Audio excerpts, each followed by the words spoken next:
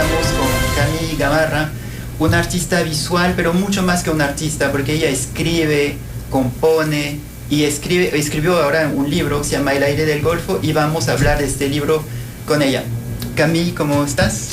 Muy bien, muchísimas gracias por invitarme a este programa. Estoy muy emocionada de compartirte lo que he trabajado en este cuento.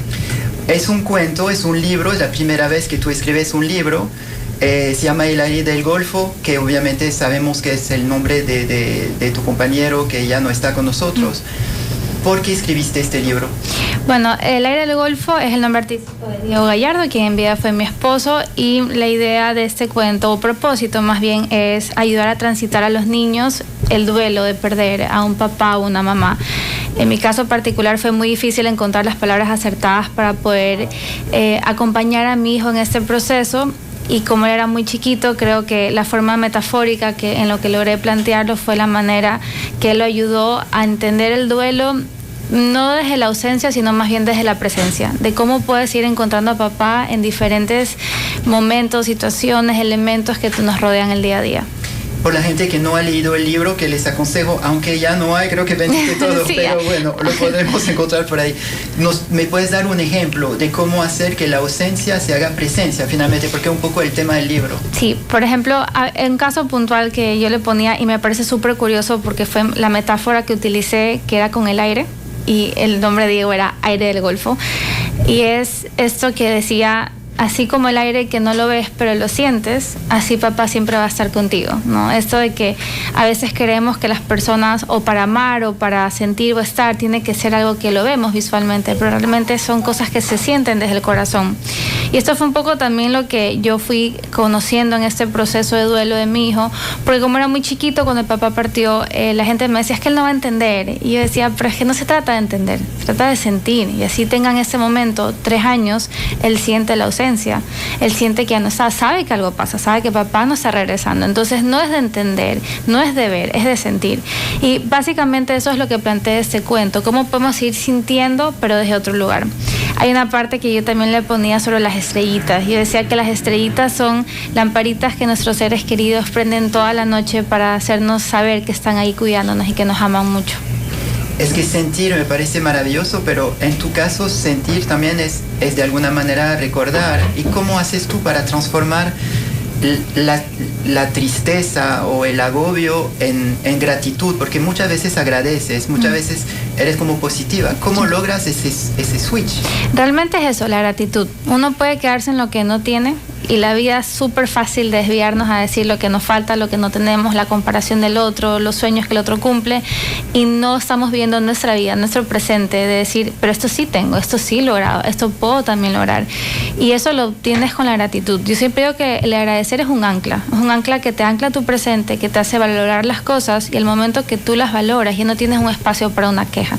Y lo mismo pasa en un duelo. Yo pudiera haberme quedado en todo lo que no cumplí de metas y sueños con Diego en vida, pero me quedo con lo que sí me dio, la familia que me dio, los valores que dejó en mis hijos, el ejemplo que dejó de padre y de hombre, y todo lo que pudimos construir. Incluso él me sigue dejando cosas a raíz de esta historia, como este cuento, como muchas cosas que han ido surgiendo en el camino, que yo siempre digo: sabes, cuando tú confías de que todo es parte de un plan de Dios, yo soy muy creyente y devota a Dios, eso hace que también todo sea mucho más llevadero, porque empiezas a encontrar propósito dentro de la tribulación. Algo que me impresionó en tu historia es que no solamente fue Diego. Antes de Diego murió tu padre. Sí. Y hay algo que me contabas, que después de algo tan duro y tan fuerte siempre venía una bendición para ti. Y llegaba una exposición en el extranjero, venía una propuesta que no te esperabas. ¿Eso hace parte del plan para ti?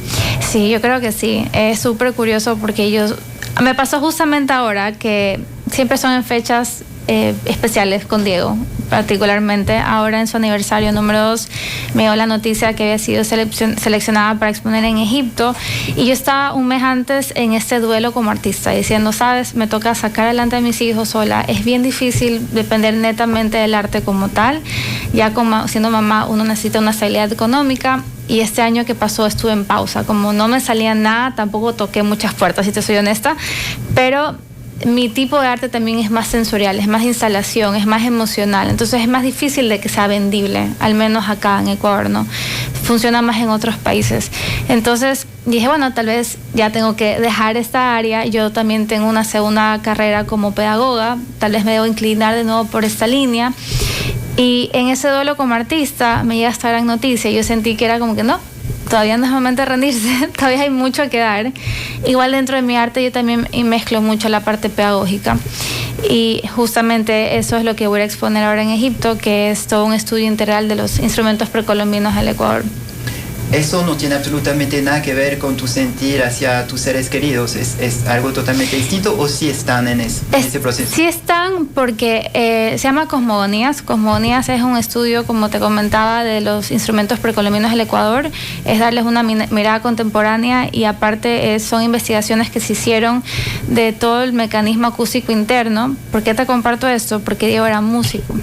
¿Ya? Y él fue mi inspiración en vida, porque esta obra la empecé a trabajar cuando él todavía estaba vivo, y me inspiró mucho esto, que él era muy como patriota, ¿sabes? Él era, el aire del Golfo era su nombre porque decía aquí pasaba el aire del Golfo en la ciudad de Guayaquil, sus canciones hablaban mucho de su ciudad, él no quería irse, cuando de hecho empezamos a ver que el país cada vez se ponía más violento y en algún momento conversamos de tal vez irnos a otro lugar, y dos como artistas también era hasta mejor como en oportunidades, y él decía, no, este es mi lugar, yo quiero que mis hijos crezcan aquí. Entonces, ese patriotismo que él tenía fue lo que a mí me inspiró a volcarme, ¿sabes? Quiero conocer más de mi cultura, más esta parte musical que también es él es música, él es arte. Y de ahí yo me empiezo a meter en esta investigación que tuvo 1 año y medio en las reservas del MAC, donde pude comprender todo el mecanismo acústico interno, cómo funcionaban los instrumentos. Y te cuento así chiquitito porque me parece súper linda la poética de la obra, es que yo estuve trabajándolo con un arqueomusicólogo, Esteban Valdivia, y él en sus investigaciones descubre que nuestros antepasados, a diferencia de lo que normalmente te enseñan, que ellos traducen el sonido de la naturaleza, los pajaritos, el viento, ellos realmente traducían el sonido de las estrellas. Era hacer audible el sonido de las estrellas. Y me pareció súper bonita esta poética. Entonces yo empecé a tener inmersiones sonoras ante estos instrumentos precolombinos, y con un biosensor yo empecé a captar las gráficas de mi cerebro, o sea, las ondas cerebrales, y con eso diseñé las piezas. Entonces mis diseños son bastante como movimientos, son orgánicos, pero internamente preservé ese mecanismo que tienen los instrumentos precolombinos tradicionales. Entonces los fui probando en estudios, si habían variaciones en la parte musical, no fueron muy mínimas, y al final se hizo una composición musical con todas las piezas, y esa era como la poética, así como nuestros antepasados traducían el sonido de las estrellas, yo estaba traduciendo el sonido de mi alma. Entonces fue súper bonito porque ya pasó a ser instrumentos sonoros. La experiencia en la muestra es que tienes esa parte también auditiva que estás viendo, y cada pieza tiene un QR que tú lo escaneas y te dice cuál es la reinterpretación de qué instrumento y cómo lo ha utilizado nuestra cultura. Entonces es llevar un poquito de nuestro país desde otra mirada, y no solo a otros países, sino aquí también en Ecuador, entender esta nueva descubrimiento que se ha hecho sobre el significado de nuestros instrumentos. Me parece muy valioso, es un aporte que considero grande. Escuchándote me da la impresión que todo tiene sentido y que finalmente tu vida es una composición artística, sí, dentro de la cual está Diego, está este libro, porque las estrellas son importantes también, sí, en el libro, sí.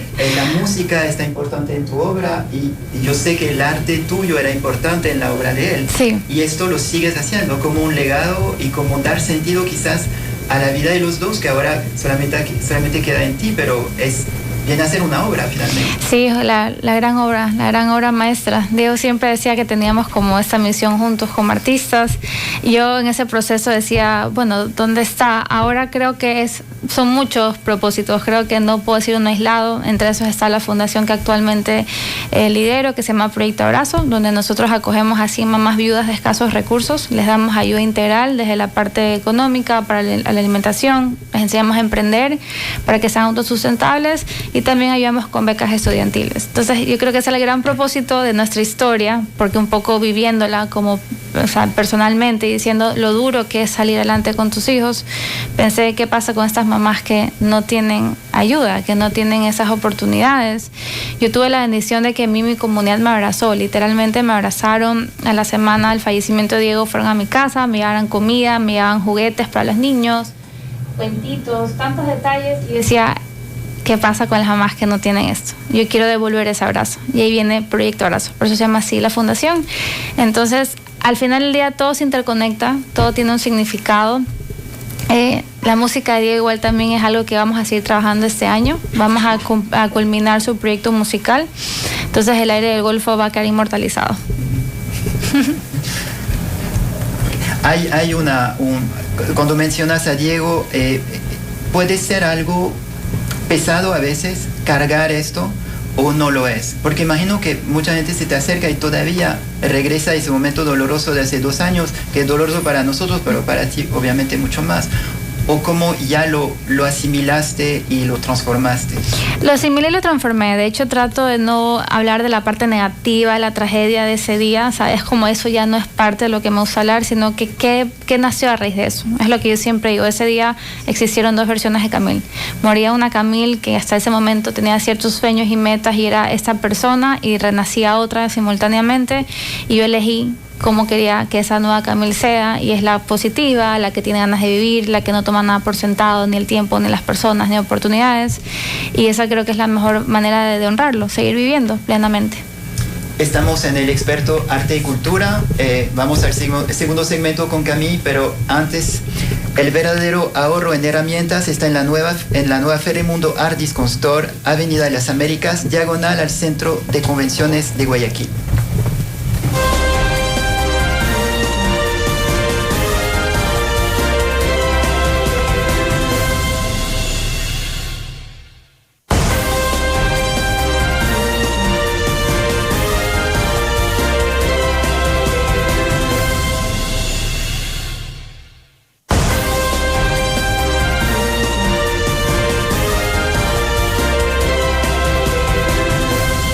El Experto, por la 96.9 FM. Una plataforma informativa para conocer sobre producción, salud, educación, sostenibilidad, deporte, arte y cultura.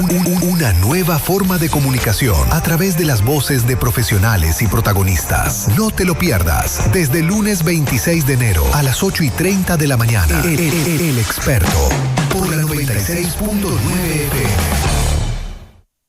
Oiga, compadre, ¿para dónde va usted tan feliz? Compadrito, voy rumbo a la fiesta del fútbol 2026. ¿Y cómo va a ir a la fiesta del fútbol? Si eso es carísimo. Facilito, compadrito. Con tu jugada ganadora de Agripack, por tus compras al contado, obtienes cupones para el sorteo de 11 viajes todo pagado, donde verás a tus jugadores favoritos en vivo. Además, televisores, celulares y un montón de premios cada semana. Y todo esto solo por comprar los productos que tanto necesitamos. ¿Y todos los productos de Agripack participan? Sí, compadrito. O sea, es doble ganancia. ¿Y qué estamos esperando, pues? ¡Vamos para Agripack! Promoción válida del 10 de noviembre de 2025 al 28 de febrero de 2026. Aplican restricciones. La acidez no te deja disfrutar la comida, ni dormir bien. Los síntomas de la acidez estomacal son más que un simple dolor. En una endoscopía vemos el ácido quemando las paredes del estómago y esófago. Yo recomiendo QG5 Plus.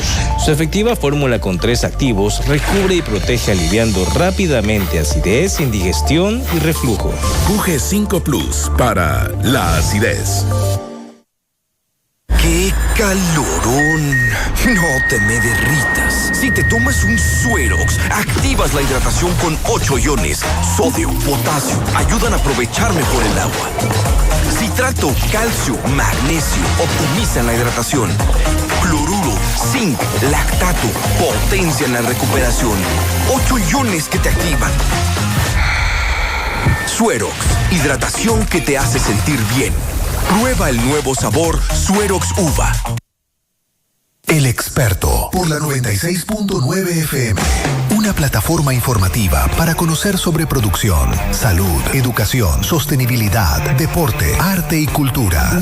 Una nueva forma de comunicación a través de las voces de profesionales y protagonistas. No te lo pierdas. Desde el lunes 26 de enero a las 8:30 de la mañana. El Experto, por la 96.9 FM.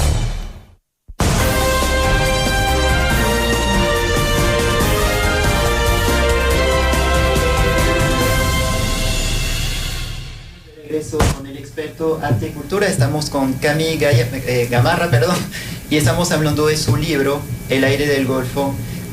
Me dijo durante la pausa que hizo un tiraje adicional, entonces sí lo podemos quizás encontrar. Sí. Quizás lo podemos encontrar. Cami, hablamos de lo que se viene, ¿no? Recibiste la noticia que ibas a exponer en Egipto. ¿Cómo se dio esto y qué esperas de esa exposición? Realmente fue una sorpresa. Me contactaron de parte de la Embajada del Ecuador en Egipto para tener que postular a ciertas artistas. Yo había sido una de las seleccionadas para esta postulación, pero realmente no dependía de ellos que asegurarnos de que íbamos a exponer. Correspondía a Art Today, que es la organización internacional que hace esta selección, y después de unos días nos dieron la respuesta que 3 artistas, incluida yo, estábamos para representar al Ecuador. Es una oportunidad bien grande, va a ser en el Grand Egyptian Museum, el que acaban de inaugurar el año pasado en Egipto, en el Cairo. Entonces el museo es una locura, es demasiado lindo, y digo que qué bendición y privilegio por exponer ahí. Vamos a estar con muchos otros países, van algunas embajadas de otros países en sus pabellones con sus artistas, van artistas reconocidos, coleccionistas, curadores, van galerías, van otros museos. Es un evento de 5 días, es bastante grande. Creo que es una plataforma gigante y como artista, y también un networking también importante que vamos a hacer, así que esperamos que salgan otras oportunidades para exponer en otros lugares también. Y Art Today también nos ayuda en toda la parte de la venta de las obras, entonces se hace como un portafolio de todos los artistas que estamos exponiendo y se lo manda a coleccionistas y galeristas importantes. Entonces es grande lo que está pasando. Tú vas a estar en Egipto y de alguna manera representas a Ecuador. Sí, vamos como embajada de Ecuador. ¿Qué significa ser ecuatoriana para ti? Tú tienes luz propia, no eres cualquier persona, estamos de acuerdo, pero ¿qué significa ser mujer y ecuatoriana para ti hoy en día? Para mí es un orgullo, incluso hasta desde lo que... Por ejemplo, mis investigaciones en cosmogonías, las cosas que yo voy entendiendo en nuestras raíces, de saber lo evolucionados que éramos, incluso en una época tan primitiva, y me da orgullo de la capacidad que tenemos, ¿sabes? La fuerza, la energía, la resiliencia. Yo creo que mucho de lo que soy, que la gente dice, ¿cómo lo logras? Es porque es parte de mi sangre, o sea, de mi cultura, de mi gente. Nosotros estamos pasando por una crisis tan difícil a nivel país y seguimos aquí en la lucha, aguantando, y para mí eso es, ser ecuatoriano, ser fuerte, es esa resiliencia, y es lo que yo quiero llevar a otros lugares y demostrar esa parte de mi cultura. Hablamos de tus padres, pero también tus abuelos no son cualquier abuelo, son personas que, sí, que marcaron el arte en Ecuador. Es Bernard Fougère y Evelina Cucalón. ¿Qué tienes tú de ellos? El arte, neta, o sea, 100% el arte. Yo gracias a ellos es que realmente incursiono en esta parte de mi vida. Tuve la bendición de mi abuelita, como era directora de la Orquesta Sinfónica de Guayaquil, poder tener el privilegio de todos mis fines de semana estar inmersa en la música, en conciertos. Con mi abuelo también tener los domingos, verlo tocar el piano y conversar sobre la pintura. Entonces para mí sí fue mis grandes maestros en el mundo de la cultura del arte, verlo desde otro lugar, ¿sabes? ¿Y ellos pudieron presenciar tu éxito? No al 100%. Mi abuela falleció cuando yo tenía 15 años, entonces realmente ella no vio nada de mi éxito. Mi abuelo estuvo en mi inicio. Me acuerdo cuando yo estuve concursando en un salón de Machala, fue la primera que concursaba, no gané, pero quedé seleccionada para la muestra, que para mí eso era gigante, y ese cuadro mi abuelito lo enamoró y me lo compró. Fue mi primer comprador de una obra de arte, y para mí era un orgullo, no porque era mi abuelo, no porque era mi abuelo me la compraba, él era bien crítico con el arte, y el hecho que yo lo veía como Bernard Fougère me compró una obra, sacándole la etiqueta de abuelo, para mí significó muchísimo, ¿no? Entonces ahora esa obra regresó a mí, ya que él, como falleció, la tengo de nuevo conmigo, entonces la tengo como un tesoro, porque fue la primera persona que apostó y creyó en mí, ¿sabes? Que dijo, ¿sabes? Vale, tu obra vale, y eso me hizo a mí también catapultarme. Todo el mundo conoce a Bernard, la gente almorzó con Bernard 40 sí, años, ¿no? Epicuro. Y era Epicuro también.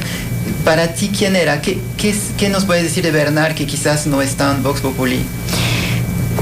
Creo que es difícil decirte algo que la gente no sepa, porque él era muy honesto con quién era, pero cosas que te puedo decir que yo admiro muchísimo era esa sensibilidad que él tenía para percibir la vida en general. Creo que mucho también lo tengo de él.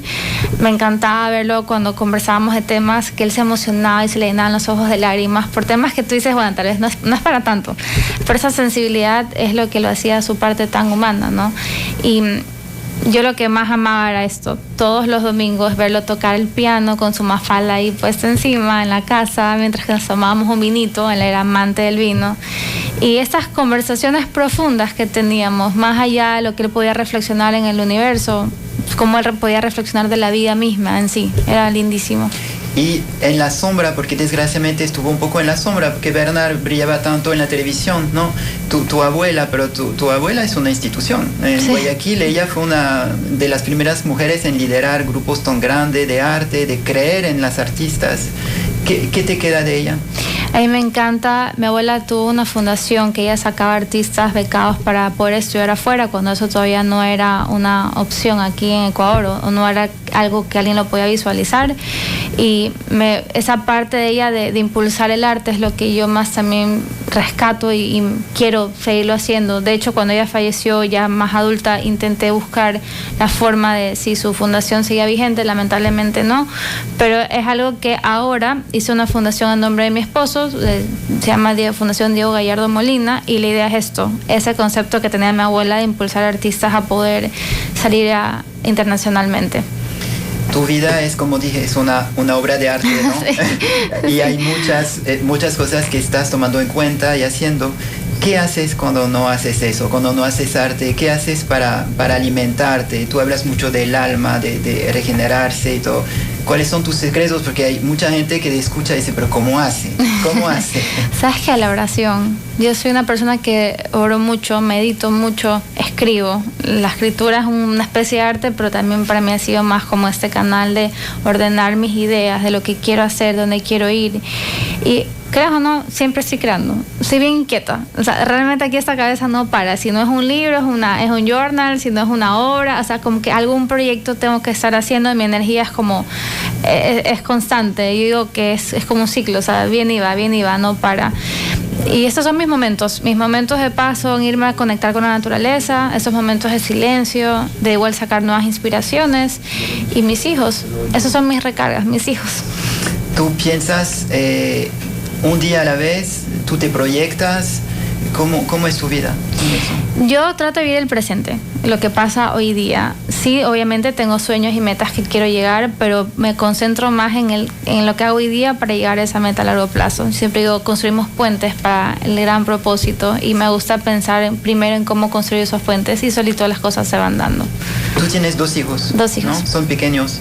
Uno tiene 5, el otro tiene 12. No, un poquito más grande. Ya está adolescente. Cuando los ves a los dos, ¿qué ves en ellos? ¿Sabes qué? Yo estoy tan orgullosa de ver la calidad de niños, personas y hombrecitos que son, porque a pesar de todas las adversidades que hemos vivido, su esencia se ha mantenido intacta, son esencia de amor, y eso es lo que yo veo en ellos. Veo solamente un amor expandido, que a pesar de lo que hemos vivido, ese amor se sigue expandiendo. Y hablan ustedes hablaron, el libro era para hablar también con ellos, quizás obviamente con uno en particular, pero ¿tocan ese tema todavía o se va disluyendo un poco? Sí lo tocamos, especialmente con el chiquito, porque él recién ahora que tiene 5 años como está un poco más consciente de la situación y tiene otras preguntas, tiene otro vocabulario también para preguntar, pero dentro de todo siempre he sido muy honesta con todo lo que ha pasado en el proceso. Creo que todo el mundo debe ser honesto, no importa la situación que pase, eso es un valor principal del ser humano, pero lo que yo siempre he hecho es como hacerlo en positivo. De hecho, las primeras veces que íbamos al cementerio con mis hijos y con el más chiquito, yo le decía, vamos a un lugar muy especial, y aquí hay un buzón mágico. Entonces, la idea del buzón mágico era poder escribirle cartas, dibujos, y lo mandábamos, pero era como transformar esos espacios en no negativos, sino en positivos. Wow, qué impresionante lo que me estás comentando. El futuro, quisiera hablar un poco del arte, porque el arte cambia vida de por sí, ¿no? ¿Por qué el arte hace que tu vida sea de todas maneras distinta? Sabes, yo empecé con el arte desde muy pequeña. Yo fui diagnosticada con dislexia en la época escolar, entonces mis procesos eran mucho más difíciles en lectoescritura. En esa época, en una educación tradicional, no habían estos diagnósticos, era como muy reciente estos estudios. Entonces yo sí sufrí mucho bullying. Perdón que te corte, yo creo que tú tenías dislexia, pero tú dibujabas las letras. Ajá. El arte llegó ahí. El arte llegó en ese momento porque era mi manera de comunicar lo que yo no podía comunicar en palabras, incluso a veces hasta hablando. Entonces, era el lugar donde yo me sentía buena, refugiada, cuidada, que nadie me podía decir, no, ahí no sirves, ahí no eres vaga, porque eso es lo que yo escuchaba a mis profesores. Eres vaga, no te interesa, no tienes una actitud, y era como que, no, es que no entiendo, y la gente no entendía que yo no podía entender de esa forma. Entonces yo siempre fui más visual, yo entiendo todo viendo, sintiendo, yo toco las cosas, soy más sensorial. Entonces, el arte siempre fue esa herramienta, ese refugio, y cuando ya tuve que tomar la decisión de qué quería estudiar, yo dije, bueno, quiero estar aquí, este es el lugar donde siempre me he sentido que pertenezco, es la forma en la que yo puedo comunicar y quiero darlo como herramienta a otras personas. Entonces, el arte empieza en mi vida no como idea que quiero ser artista exponiendo, sino como idea de que el arte sea mi arte, al menos sea un lugar seguro para otras personas. Y yo empecé incluso con una fundación, mi primera fundación, yo tenía 19 años, se llamó Ser Libre, el pilar era el arte terapia. Yo trabajaba con niños de oncología, sí, de nefrología en el Hospital del Niño, y usábamos el arte como esa parte de ayudar a canalizar las emociones junto con el departamento de psicología del hospital. Y ahora lo transformo también en el duelo. Tengo un taller que se llama El Arte de Sanar, donde ayudo a transitar el duelo a través del arte. Entonces, el arte en sí también es una forma de comunicación, es una herramienta de canalización, es una forma también de descubrir internamente todas sus emociones, poderlas ordenar, poderlas sacar y visualizarlas, incluso en una obra. O sea, es un proceso para mí tan maravilloso y tan poderoso que digo, ¿cómo podemos a veces no valorarlo de la forma que deberíamos? ¿Y lograste transmitir eso a tus hijos? Sí, son artistas los dos, gracias. Los dos. Y no tanto la música, son más en artes visuales, así que sí. Bueno, Cami, te agradezco mucho. Pudiéramos hablar horas contigo, la verdad que es muy inspirador todo lo que dices. Te deseo lo mejor en tu exposición y nos vemos pronto. Muchísimas gracias. Bueno, nos despedimos del espacio El Experto Arte y Cultura. Regresamos el lunes a las 8:30. Nos pueden seguir en redes sociales. Buen fin de semana.